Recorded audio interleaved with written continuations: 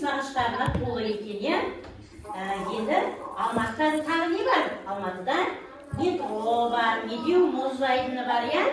Алматыда апорт деген алма өседі екен. Ол біздің жеп жүрген алмамыздан бөлек, дәмді, әрі тәтті екен, иә? Алматыға барып көрген ең бар ма? Кәне, айта ғой.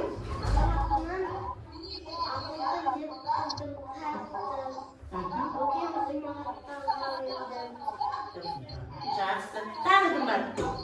Әлинор айта ғой.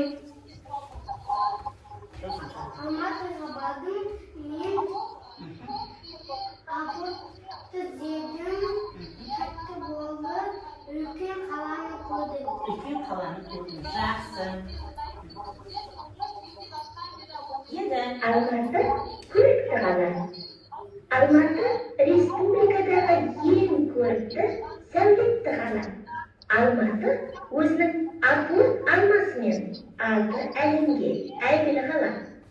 Алматы қаласы 1929 жылдан бастап 70 жылға жуық Қазақстанның астанасы болған.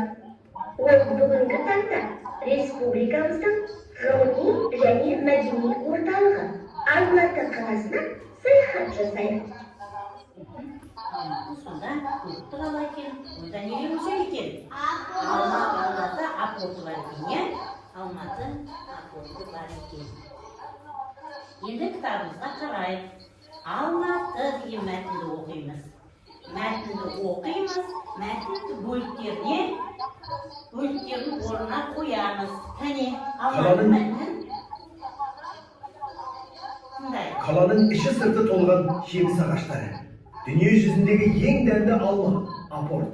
Ол тек Алматыда өседі. Алматы еліміздегі ерекше көрікті қала. Енді кітабымыздан оқиық. Мәтінді оқимыз, оның бөліктерін орнына қоямыз.